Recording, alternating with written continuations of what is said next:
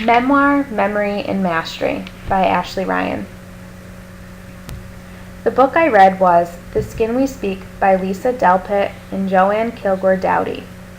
The book is a collection of experiences from various perspectives. It is broken into 3 parts. Part 1, Language and Identity. Part 2, Language in the Classroom. And Part 3, Teacher Knowledge. Each of these parts contain the experiences of individuals in relation to language in various contexts, such as their personal identity and educational settings. Connection to multicultural education. Multicultural education is when all aspects of the curriculum within the entire school day reaches every student from various cultural backgrounds and allows them to reach their highest potential. In order to achieve this level of multicultural education, 3 things need to happen: transformation of self, transformation of schools and schooling, and transformation of society.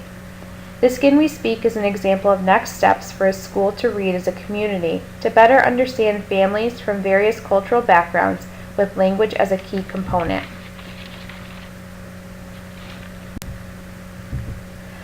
Language connections. Language is a huge component of cultural identity.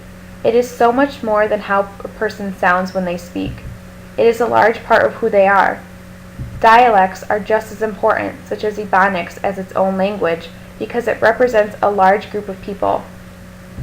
Language as it relates to power is an interesting issue.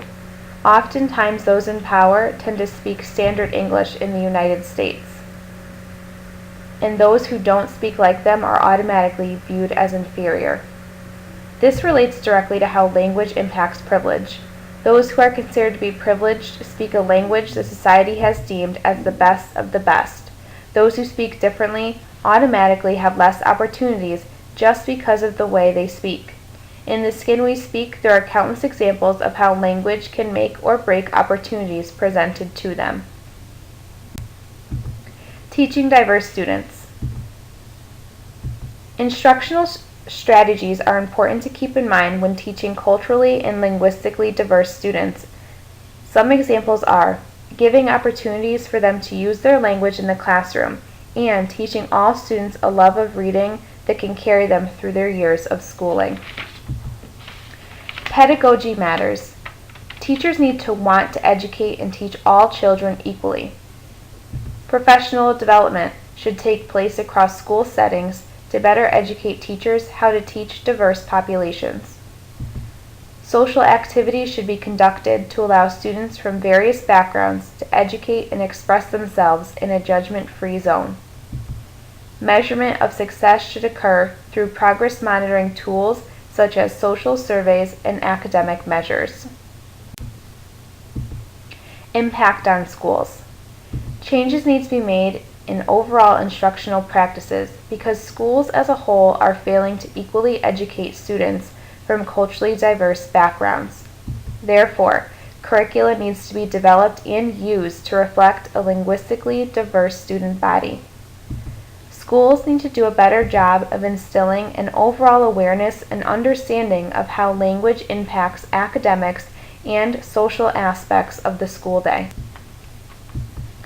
Summary of new learning. In The Skin We Speak, there are some examples of how teachers react to immigrants and language in the classroom.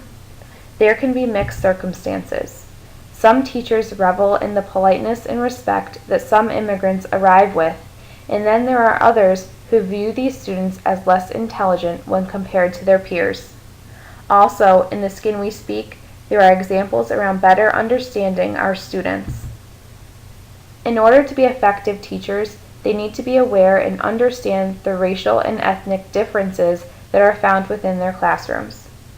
Overall, after reading The Skin We Speak, I learned that as teachers, we need to be very aware and sensitive to students who have a different native language than ours.